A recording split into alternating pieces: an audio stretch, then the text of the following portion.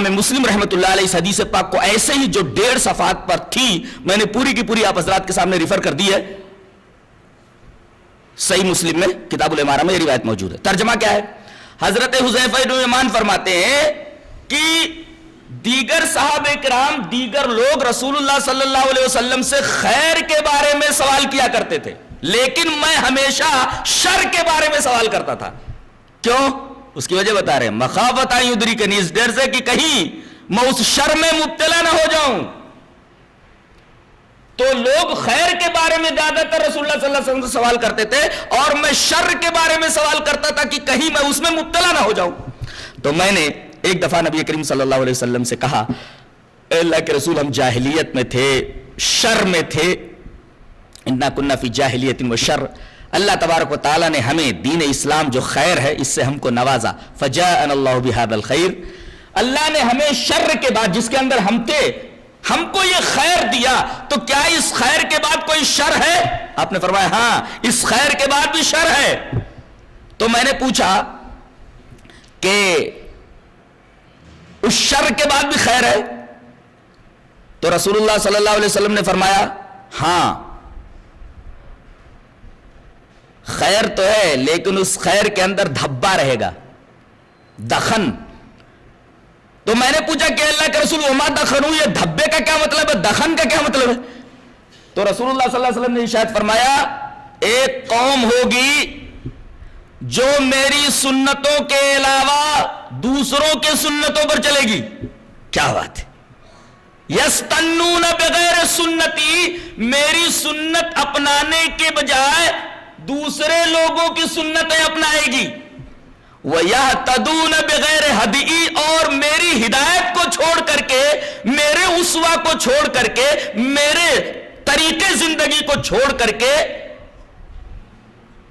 دوسرے طریقے کو اختیار کر لے گی. وَيَهْتَدُونَ بِغَيْرِ هَدِئِ تَعْرِفُ مِنْهُ وَتُنْكِرُ، ان میں سے بعض چیزوں کو تم پہچانتے ہوگے اور بعض باتوں کو تم اجنبی سمجھتے رہو گے.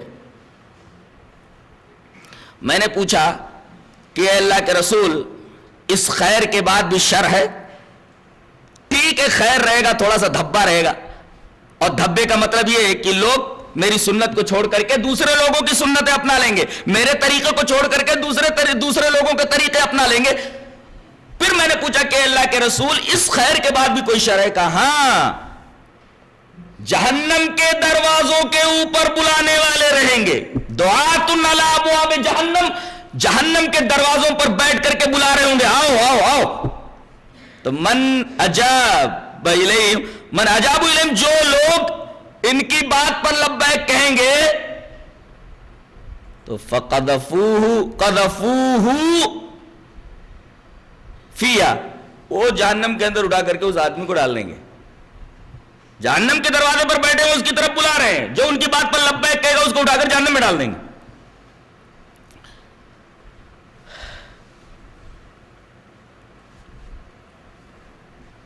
میں نے پوچھا کہ اللہ کے رسول ذرا ان لوگوں کی صفتیں بیان کر دیجئے، یہ کون لوگ ہوں گے جو جہنم کے دروازے پر بیٹھے ہوئے ہوں گے اور جو ان کی بات پر لبیک کہے گا اس کو اٹھا کر جہنم میں ڈال دیں گے؟ ان کی صفات کیا ہے؟ صفہم لنا، ان کی صفات ہم سے بیان کر دیجئے. تو رسول اللہ صلی اللہ علیہ وسلم نے فرمایا کوئی خاص صفت نہیں ہے، یہ ہمارے ہی خاندان کے ہوں گے. ہم من جلدتنا، وہ ہمارے ہی خاندان کے لوگ ہوں گے. وَيَتَكَلَّمُونَ بِأَلْسِنَتِنَا، اور ہماری ہی زبان بولیں گے.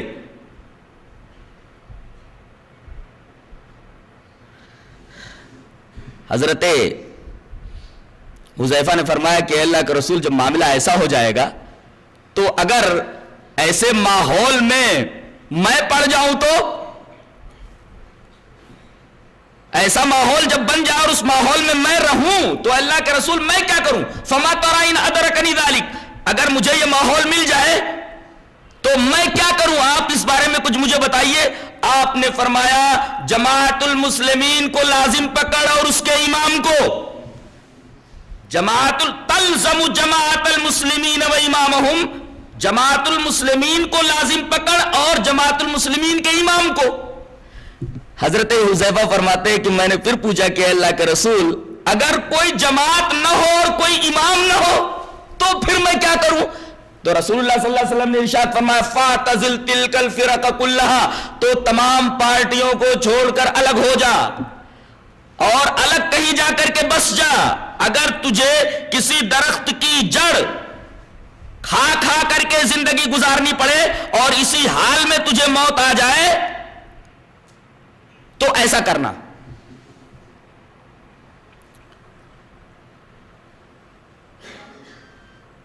اس حدیث پاک پر غور کرنے سے یہ پتہ چلتا ہے کہ یہ پارٹیاں جو ہے جو آج کل رائج ہیں، یہ فرقے جو آج کل ہمارے درمیان موجود ہیں،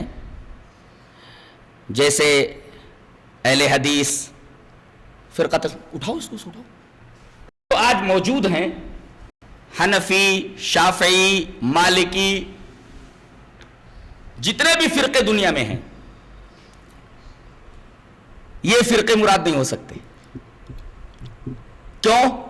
اس لیے کہ نبی کریم صلی اللہ علیہ وسلم نے فرمایا کہ یہ لوگ ہماری قوم میں سے ہوں گے، یعنی خاندان قریش میں سے ہوں گے، اور یہ ہماری زبان بولتے ہوں گے، یعنی یہ عرب ہوں گے۔ اور تاریخ گواہ ہے کہ جتنے بھی فتنے اٹھے یا تو قریش میں سے اٹھے یا فتنے کی سربراہی کرنے والا کوئی قریش ہی کا آدمی تھا۔ پتہ یہ چلا کہ اس حدیث پاک میں ان موجودہ فرقوں کے بارے میں بات نہیں کہی گئی ہے، بلکہ اس وقت کے فرقے مراد ہیں، اور یہ وہ لوگ ہوں گے جو نبی کریم صلی اللہ علیہ وسلم کے خاندان سے ہوں گے، یعنی خاندان قریش سے، اور یہ عربی بول رہے ہوں گے۔